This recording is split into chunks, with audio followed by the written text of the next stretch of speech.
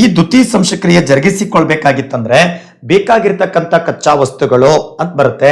ಯಾವ್ದಪ್ಪ ಅಂದ್ರೆ ನೋಡಿ, ಒಂದೇದು ಕಾರ್ಬನ್ ಡೈಆಕ್ಸೈಡ್ ಬೇಕು. ಸಸ್ಯಗಳು ವಾತಾವರಣದಲ್ಲಿರ್ತಕ್ಕಂತಹ ಈ ಕಾರ್ಬನ್ ಡೈಆಕ್ಸೈಡ್ ಏನ್ ಮಾಡ್ತಾ ಬರ್ತದ, ತಗೊಳ್ತಾ ಬರ್ತದೆ. ಪ್ಲಸ್ ಅದ್ರ ಜೊತೆಗೆ ಮತ್ತೇನ್ ತಗೊಳ್ತಾ ಬರ್ತಪ್ಪ ಅಂದ್ರೆ ಸಸ್ಯದ ಬೇರುಗಳಿಂದ ನೀರನ್ನು ಹೀರಲ್ಪಡ್ತದೆ. ಅದಕ್ಕೆ 6H2O ಅಂತ ಕರಿತಾ ಬಂದಿದ್ದಕ್ಕೆ. ನೋಡಿ, ಸಸ್ಯಗಳು ವಾತಾವರಣದಲ್ಲಿರ್ತಕ್ಕಂಥ ಕಾರ್ಬನ್ ಡೈಆಕ್ಸೈಡ್ ತೆಗೆದುಕೊಳ್ತಾ ಬರ್ತದೆ, ಅದನ್ನ 6CO2 ಅಂತ ಬರ್ದೆ.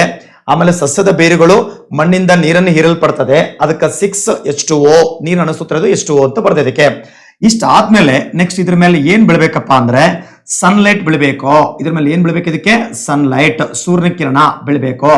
ಬಿದ್ದಾಗ ಅವಾಗ ಅಲ್ಲಿ ಏನಾಗ್ತಾ ಬರ್ತೈತಪ್ಪ ಅಂದ್ರೆ ಸಸ್ಯದಲ್ಲಿ ಆಹಾರ ಯಾವ ರೂಪದಲ್ಲಿ ಇರ್ತಪ್ಪ ಅಂದ್ರೆ ಇಲ್ಲಿ ಕರಿತಾ ಬರ್ತೀವಿ. ಇದಕ್ಕೆ ಸೂತ್ರ C6H12 ಮತ್ತು O6 ಅಂತ ಕರಿತೀವಿ. ಇದು ನಿಮ್ಗೆ ಗೊತ್ತು, ಕಾಮನ್ ಆಗಿ ಅನ್ಕೋತಿರೋದಕ್ಕೆ ಎಸ್ ಸರ್ ಗ್ಲುಕೋಸ್ ಅಂತ ಹೇಳಿ. ಎಸ್, ಗ್ಲುಕೋಸ್ ಹೌದು, ಬಟ್ ಆದ್ರೆ ಇದನ್ನ ಸಸ್ಯದಲ್ಲಿ ಏನಂತ ಕರಿತಾ ಬರ್ತೀವಿ, ಇದಕ್ಕೆ ಪಿಷ್ಟ ಅಂತ ಕರಿತಾ ಬರ್ತೀವಿ. ಇದಕ್ಕೆ ಸಸ್ಯಗಳು ಇದಕ್ಕೆ ಏನಂತ ಕರಿತಾ ಬರೋಣ, ಇದಕ್ಕೆ ಪಿಷ್ಟ ಅಂತ ಕರಿತೀವಿ ಇದಕ್ಕೆ.